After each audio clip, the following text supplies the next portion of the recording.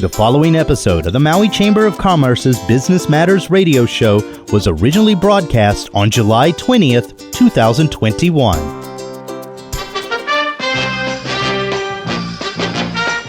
Aloha and welcome, Maui, to the Maui Chamber of Commerce Business Matters radio show, sponsored by Mokulele Airlines and Sherry Reeve Gallery and Gifts.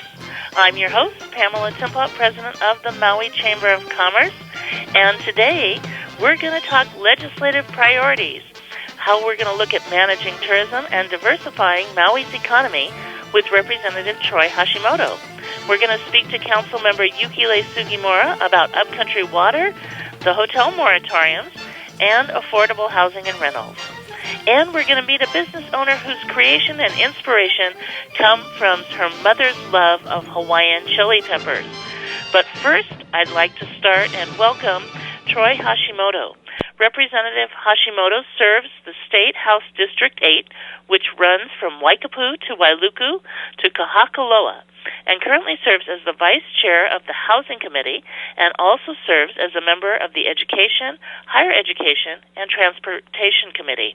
He attended the University of Denver, where he earned a bachelor's and master of business administration.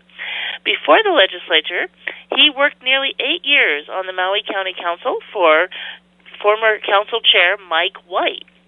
He also serves as the House co-convener of the Kapuna Caucus and serves on the Maui Metropolitan Planning Organization.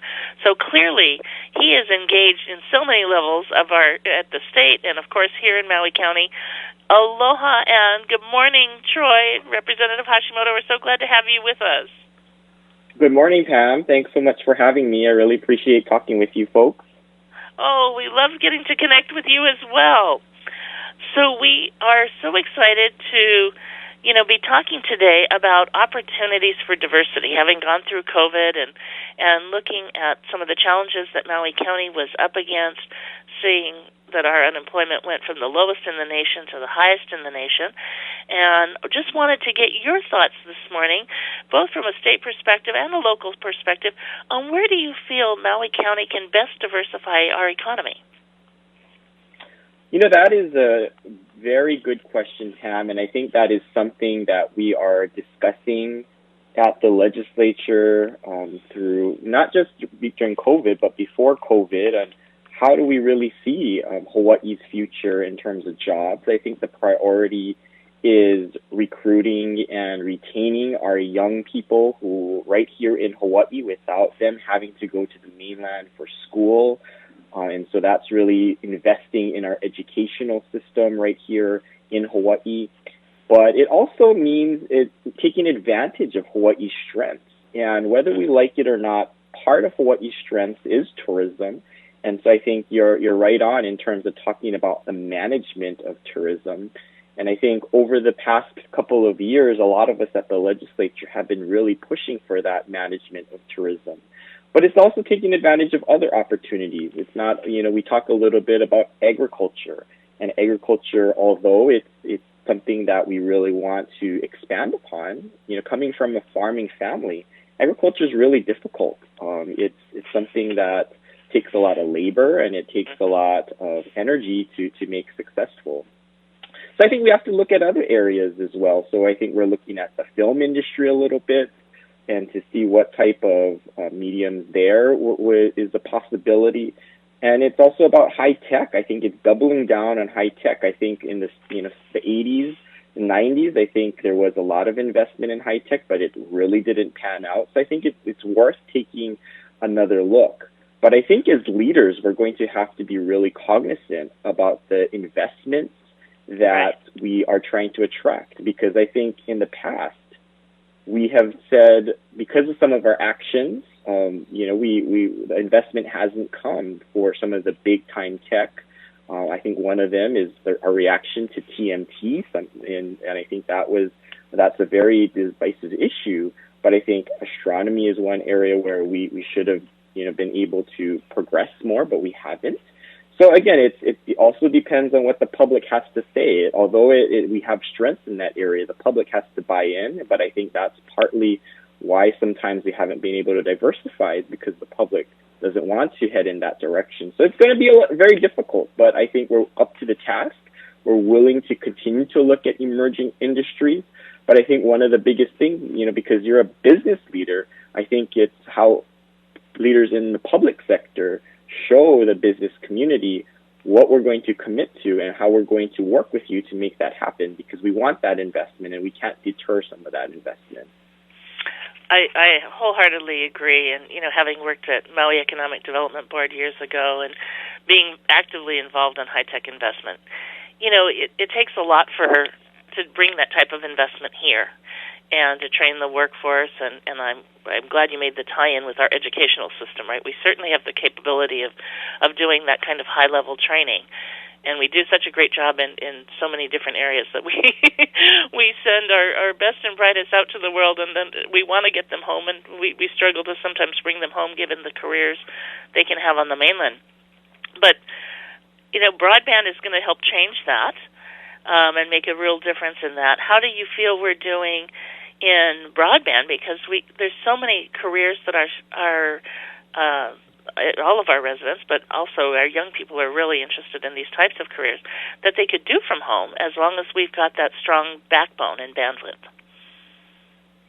Yeah, no, I think broadband, I think COVID has been a blessing in disguise in terms of broadband. I think we've had huge investments from the federal government that we now have to deploy in regards to broadband, and I think successfully deploying that the broadband funds that we received will be critical to our economic future and being able to compete in a very competitive world out there.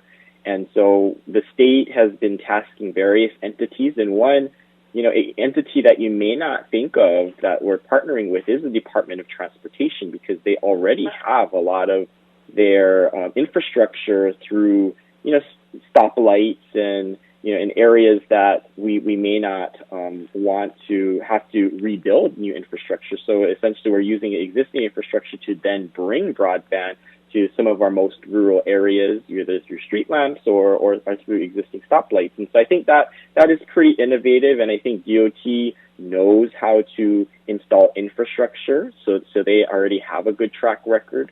So I think that's one area where we want to ensure that gets fully deployed. But I think part of it, you're right, it's about educating those who want to go into these fields where they can compete remotely. But I think part of it is, our challenge right now is you have to go away for some of these industries, get the experience, get the knowledge, and then you can probably come back and work remotely.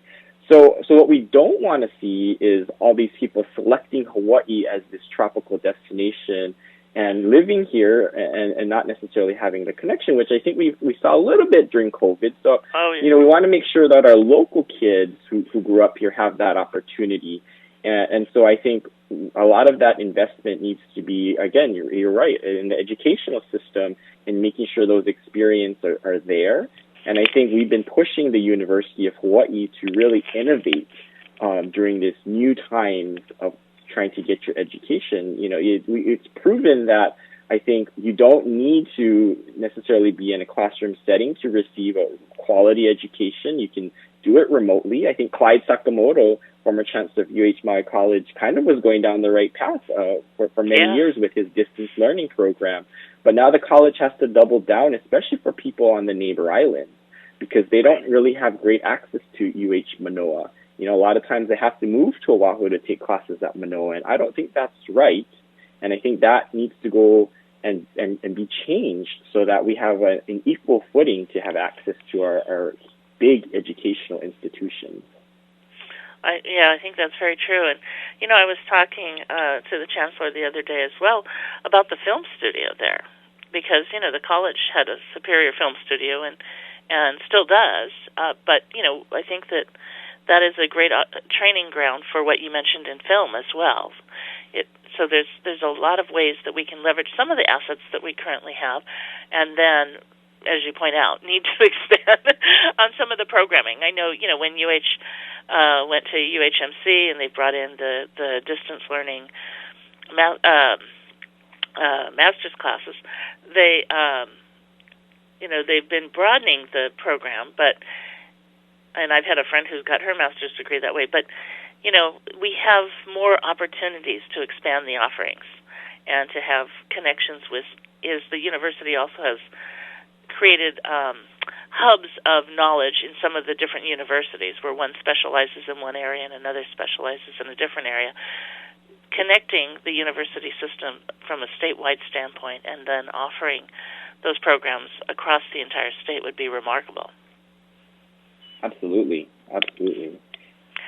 And I think we're getting close to that. I hope the university and their new strategic planning will come up something innovative like that. I think, when in talking with Maui College, they are committed to bringing additional majors to Maui.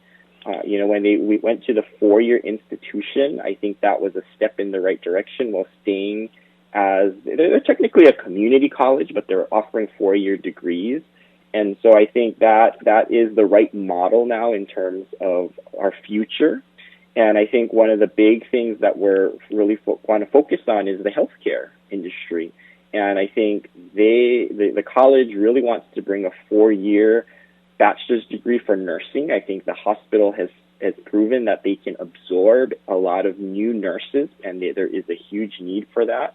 And so I think they are really working on trying to create that 4-year program. I think we're working through the politics of the university right now to figure out how we bring that to Maui.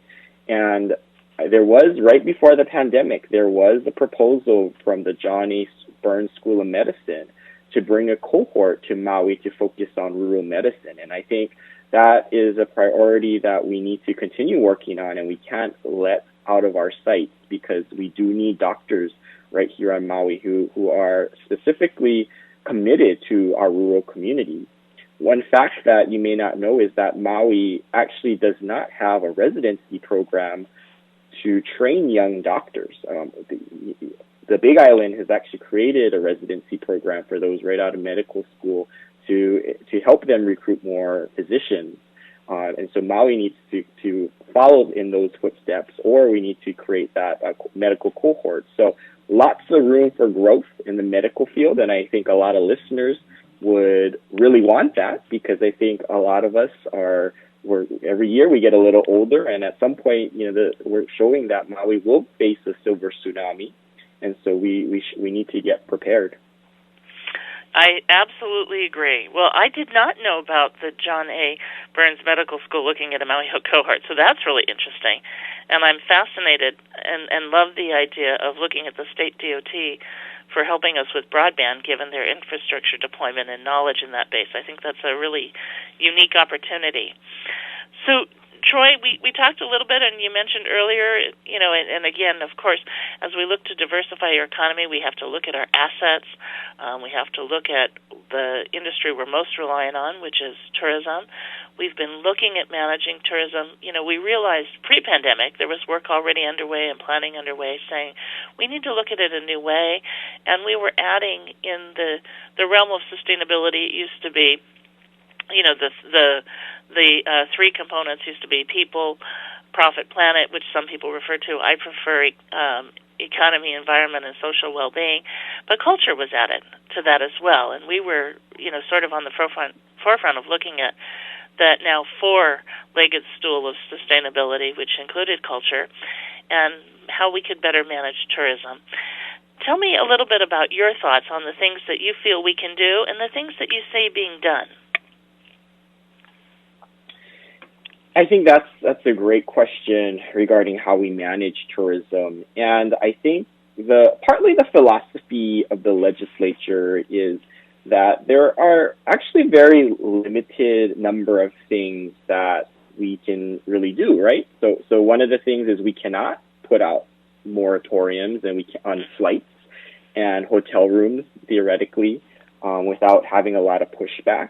So that's kind of out of the question. So you have to approach it through more nuanced ways of managing. So I think the hotel shuttles are a step in the right direction, and we were bringing that up even before the pandemic. I think one of the things that I was looking at what they're doing. I think one of the things that they kind of got wrong is that they're charging quite a bit of people to ride those shuttles. I think if we really want to push people towards shuttling, you almost have to subsidize it and make it practically free, because the goal is to get people off the roads and into these large shuttles. So I think hopefully they will at some point retool that.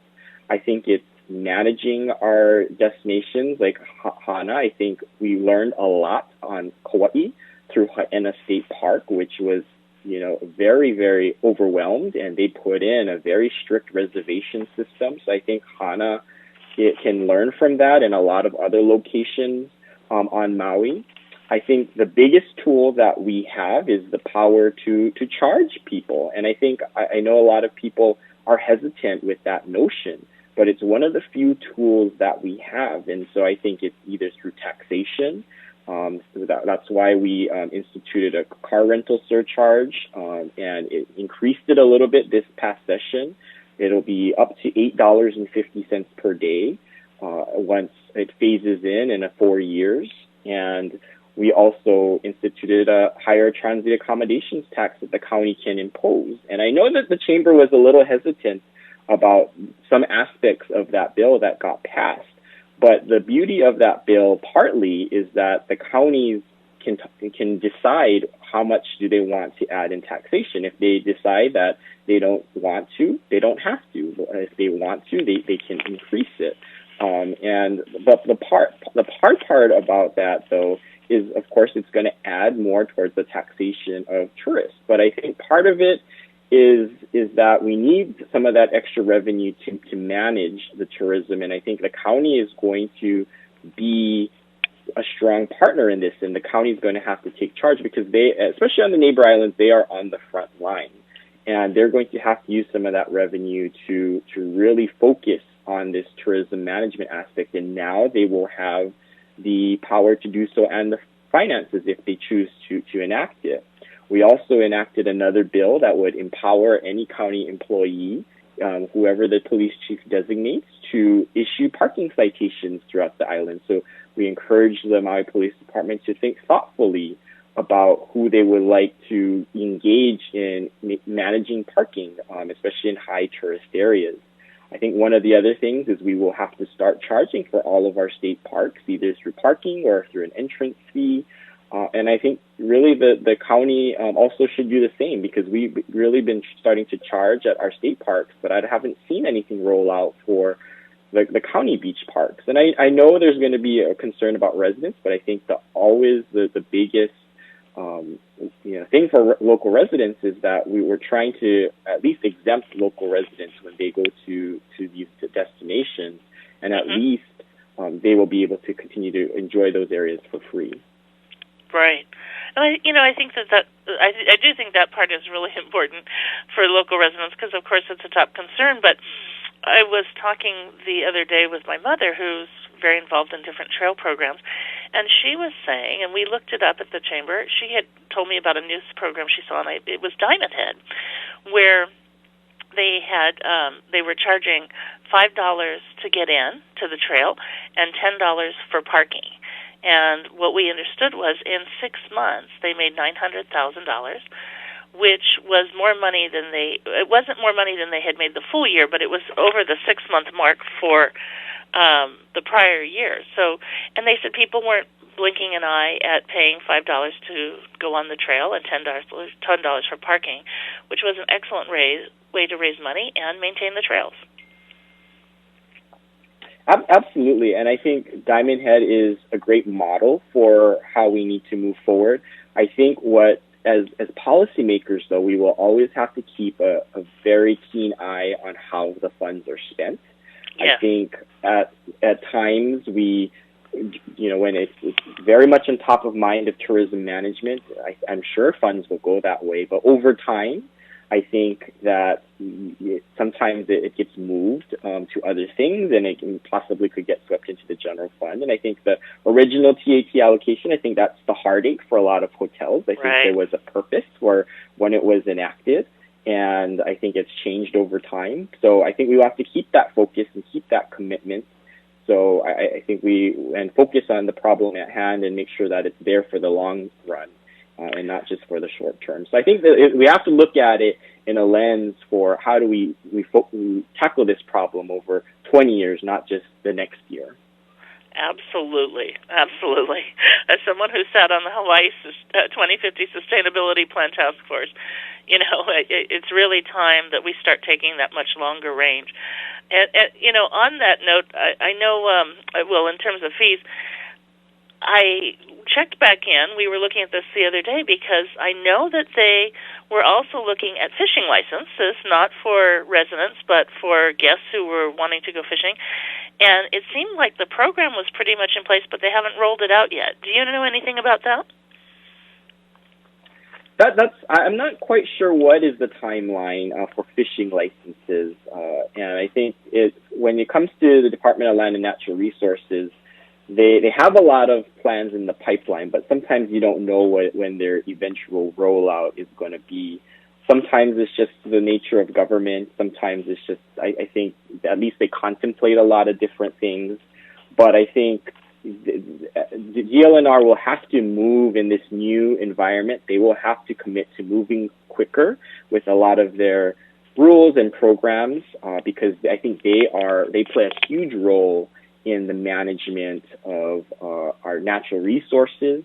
And they have to be, make sure that they know that they play that huge role. And I think part of it is they've always been resource deprived, and I think we know that now, and we're trying to give them the necessary dollars that they need to move quicker. But again, in government, sometimes it takes a little while. But hopefully, we will see some progress soon. Awesome. And Troy, really quickly, and thank you so much for all the great information. We're going to need to wrap up shortly, but I just want to get maybe kind of a rapid-fire question. What are your top priorities for the coming session?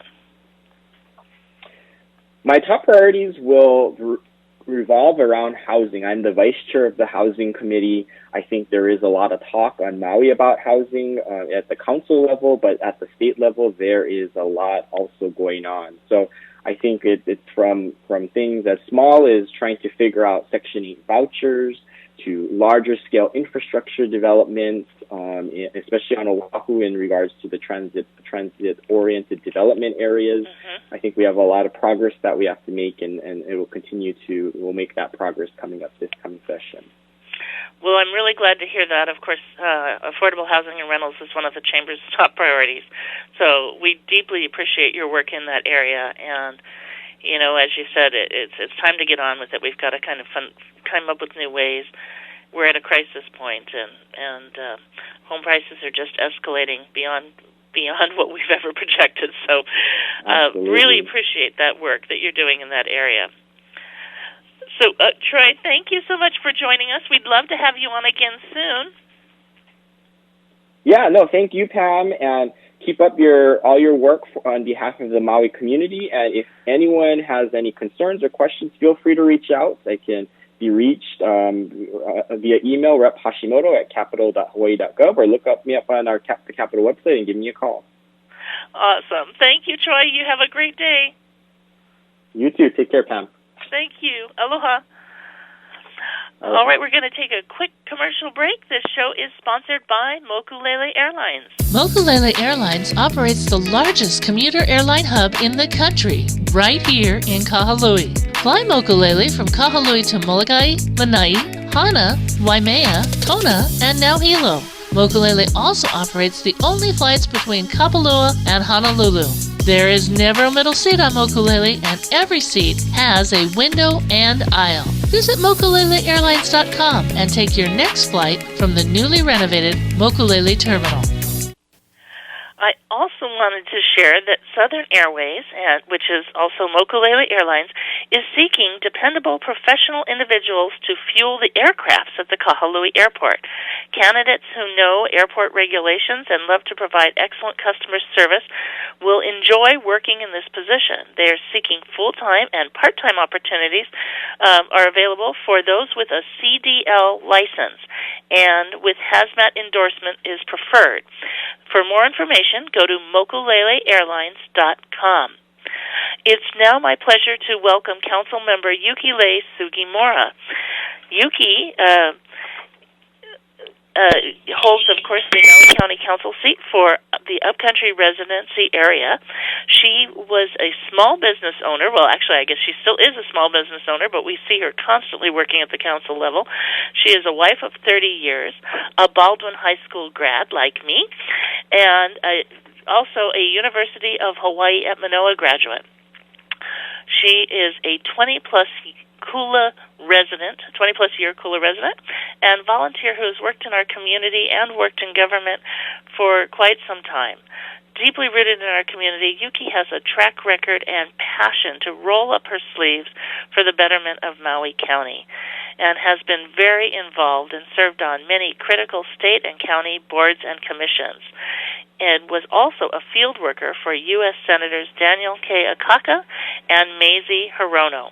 In addition, she was one of the people who put together events like Wailuku's First Friday, that of course became a model for the First Fridays and Second Fridays and Third and Fourth Fridays in our community, as well as working on Festivals of Aloha and the Makawao Parade. Currently, Yuki is also the chair of the the Infrastructure and Transportation Committee. She is the vice chair of Human Concerns and Parks Committee and a voting member of the Government Relations, Ethics, and Transparency Committee, Planning and Sustainable Land Use Committee, Climate Action, Resilience, and Environment Committee, and Affordable Housing Committee. You can see Yuki is very involved at the council level, and we are so blessed to have her as one of our amazing council members. Yuki, good morning and aloha. Good morning, Pam. So glad nice to have you on the show. Me. Yeah. Thank you for all that you are doing constantly for years in past, and I'm sure years to come for our community. Oh, I love it. Thank you. Sorry, my end is dropped a little bit, but are you still there?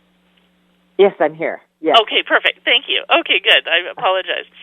So I wanted to talk a little bit today about what's going on with the water shortage. We're seeing some interesting pictures show up in the newspaper, and, I know that people are a little concerned about it. Some things are getting said that aren't exactly accurate. People are blaming visitors and certain areas of our community, not understanding that there's a unique system up country. So I thought it would be helpful to help teach people a little bit about what's going on and why this is happening right now.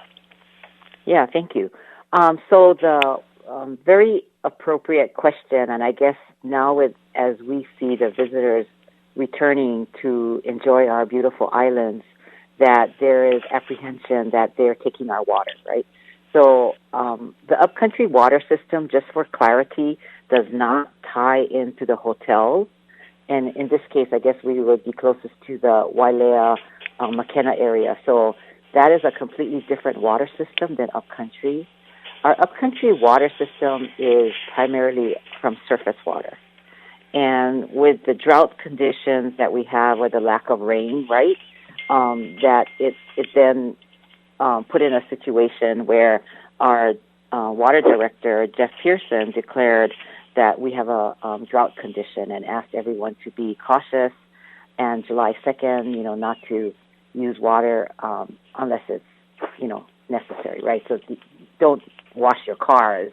If using irrigation, if you're not a farmer, to use it sparingly, to water you should see my grass in my house.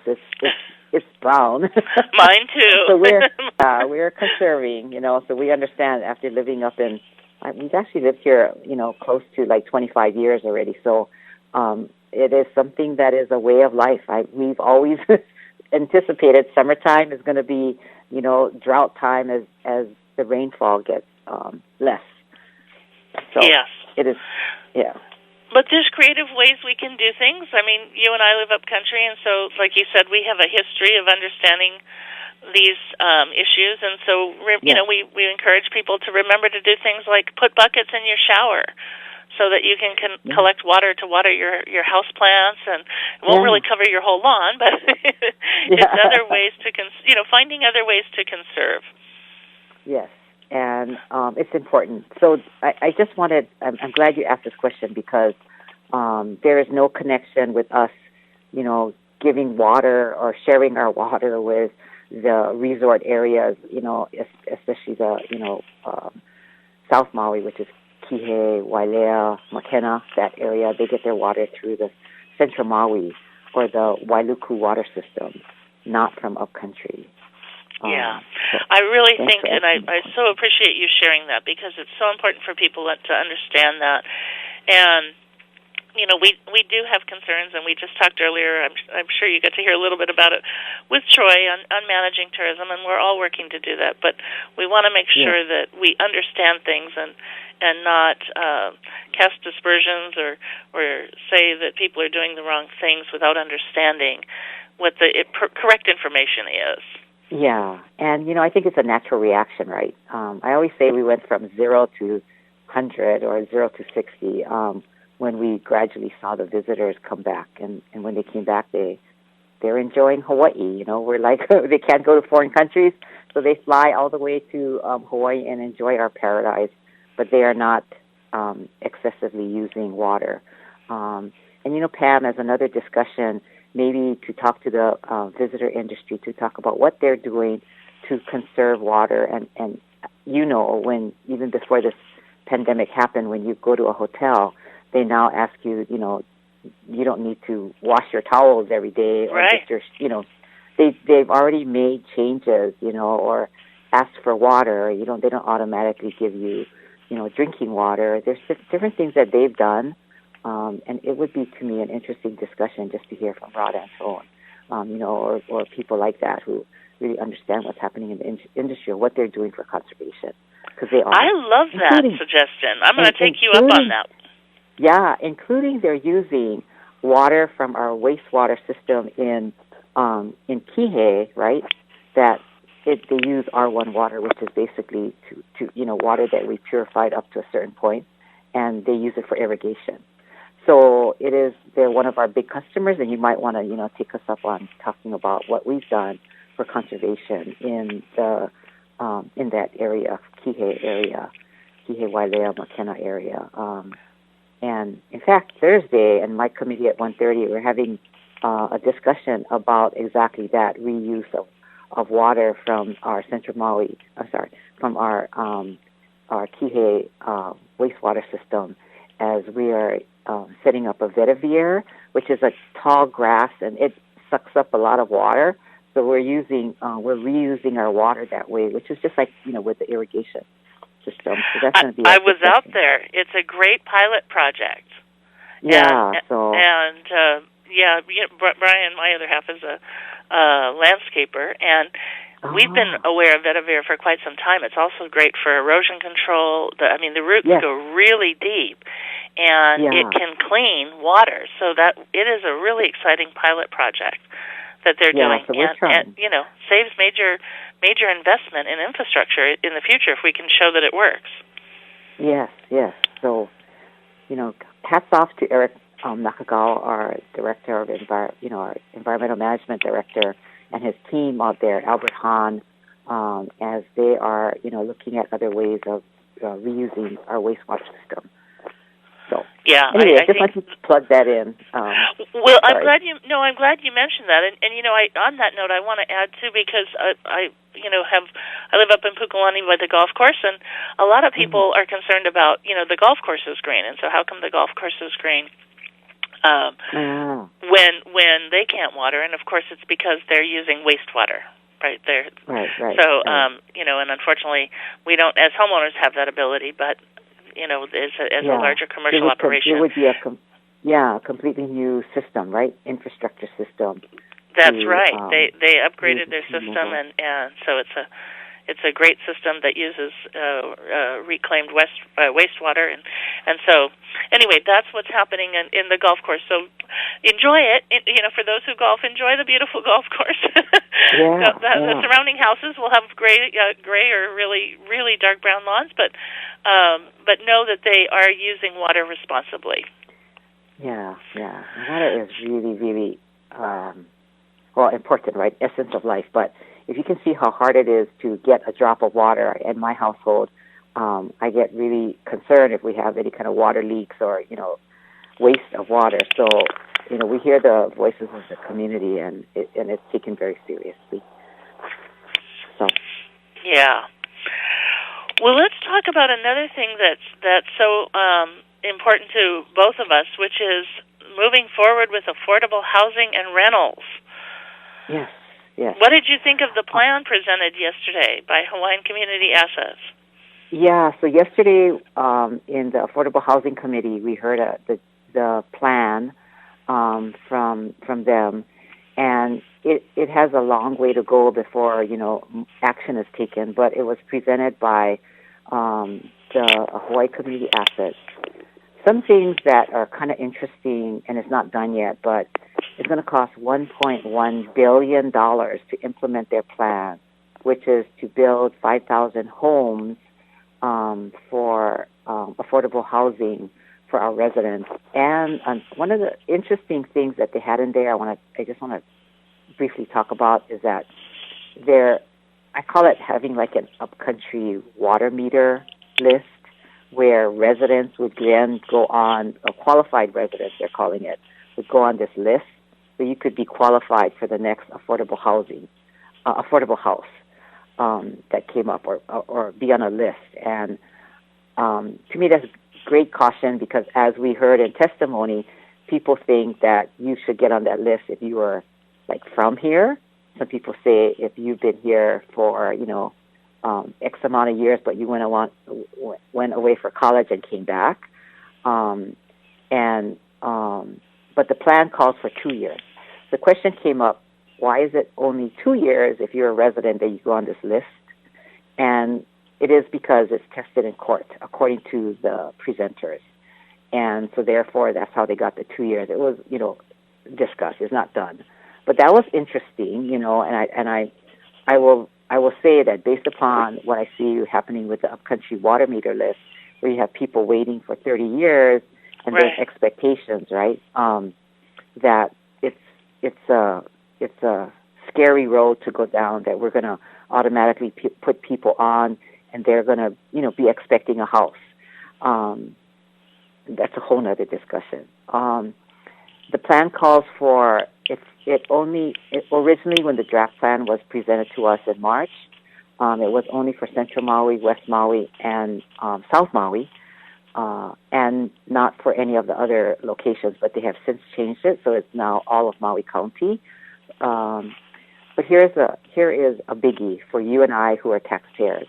How do you pay for? It's like $300 million for infrastructure, $700 million for building of houses, and how do you pay for that? And the plan proposes for it to be paid for by short-term vacation rentals, and for people who do not live here but own homes here, and that's what the plan calls for. During the budget session, when we went through trying to increase the mayor's budget, and added on, I think it was about $7 million to the Affordable Housing Fund. I mean, just to get that number, it was really, really hard.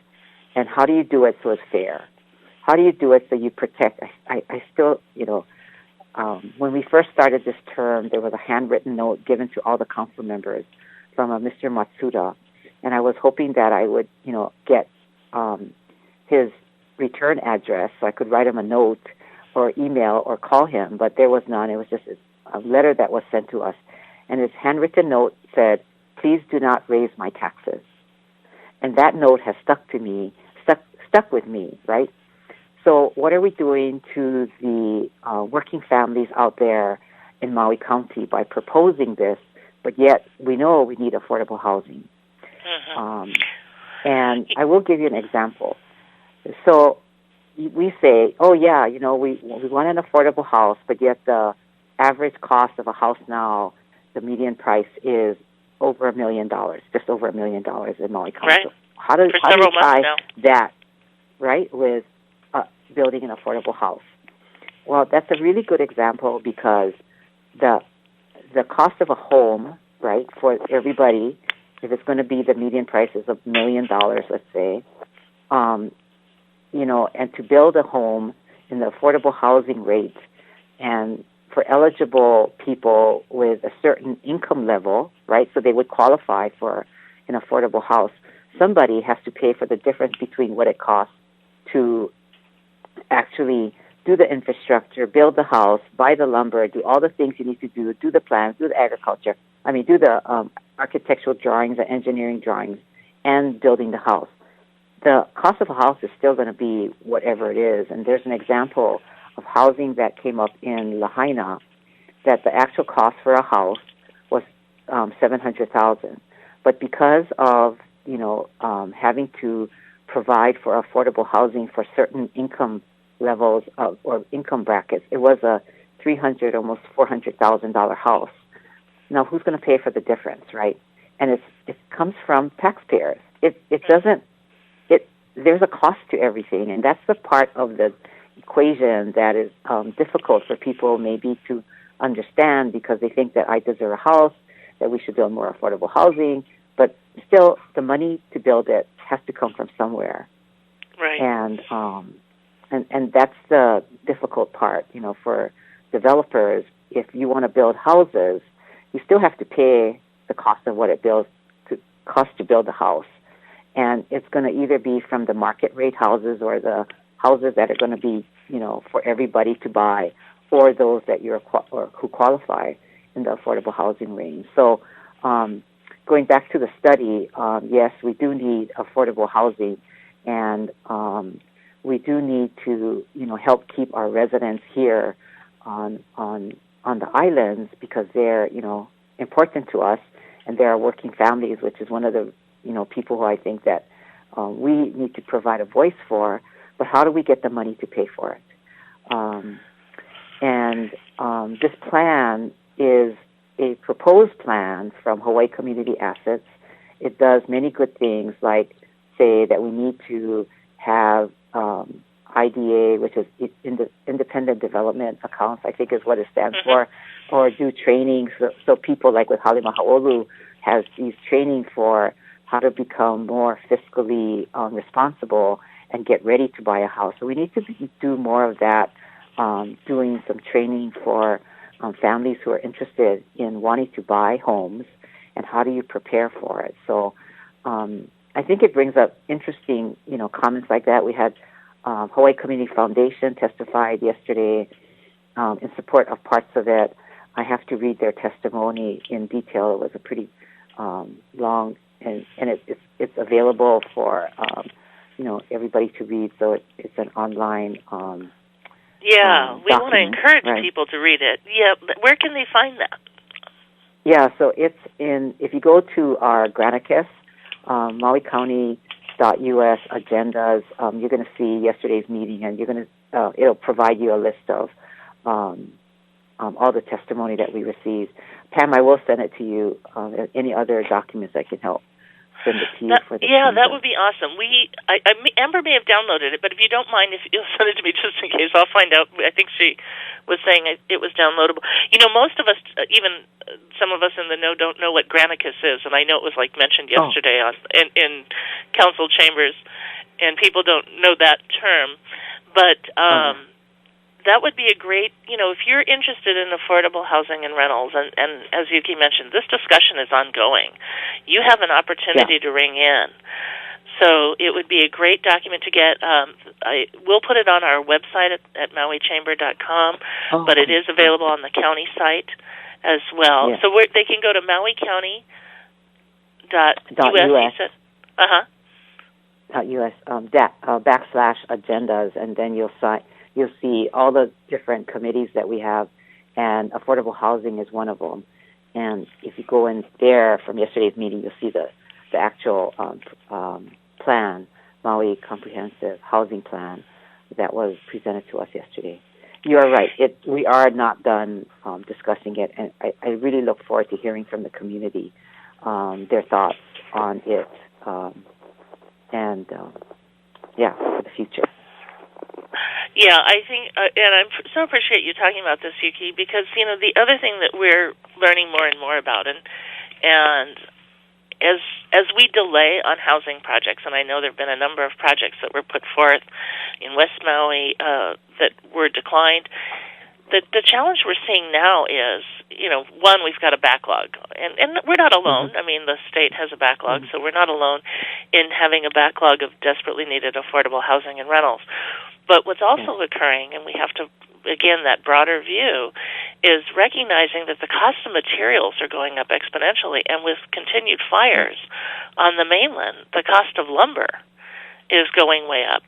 So all of that trickles down. When we're talking about affordable housing and rentals, the building costs are going up. And the longer we wait, the more the costs escalate.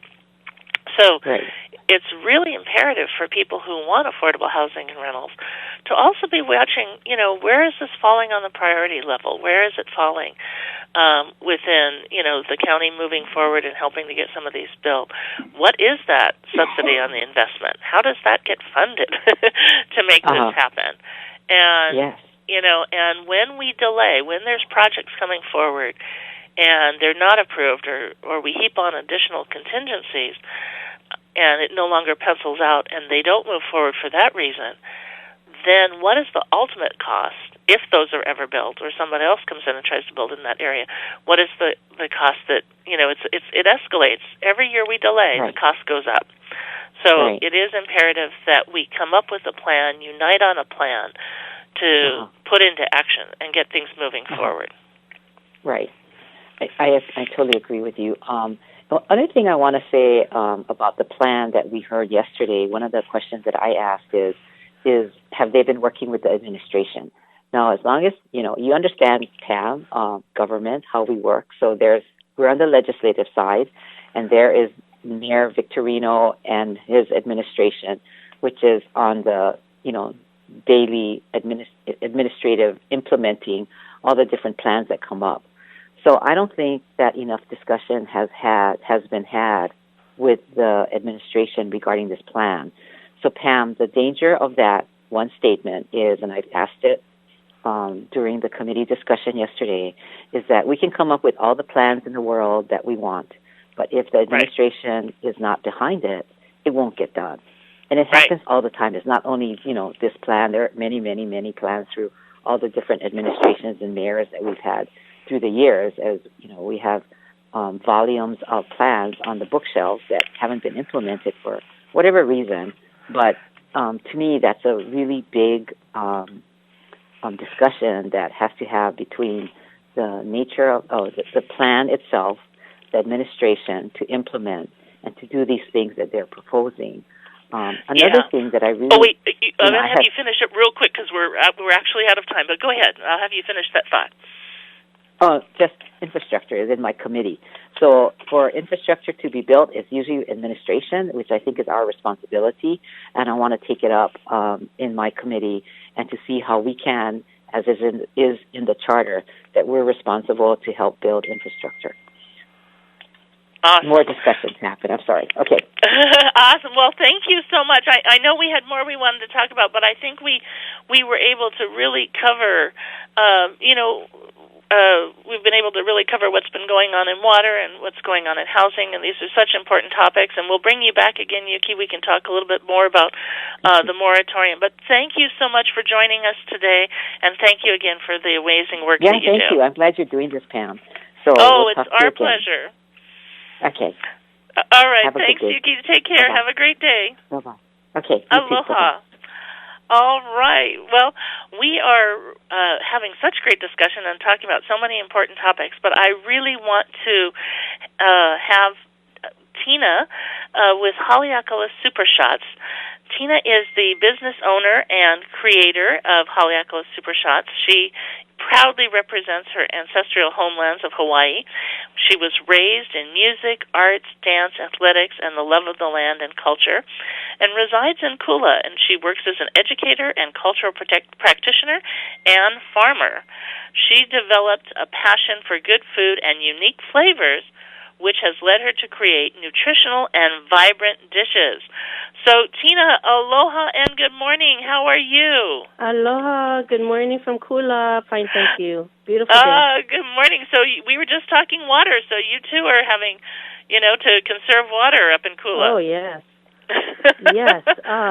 And such a, the irony, of course, because we love to grow our food up here, lots of farms, but yeah, water is so precious, so we really have to value, we kind of often overlook it. And, little things like how long we're going to wash the dishes or all these little basics we have to That's right. look even harder at. Yeah. Conserve where we can. So, Tina, we've got a few minutes. Tell us about your products this morning and the process of preparation. Yes, good morning. About the products, so this is an inspiration from my parents, and I shared with you the other time that I developed it up here in Kula with a farming community and our Hawaiian homestead up here. I wanted to improve the health of our community. I had some time, for summers, so I developed these elixirs with a base of Hawaiian chili pepper water, and I elevated it nutritionally with fresh fruit, and all of these fruits are grown, or all of the ingredients are grown by me and up here in Kula.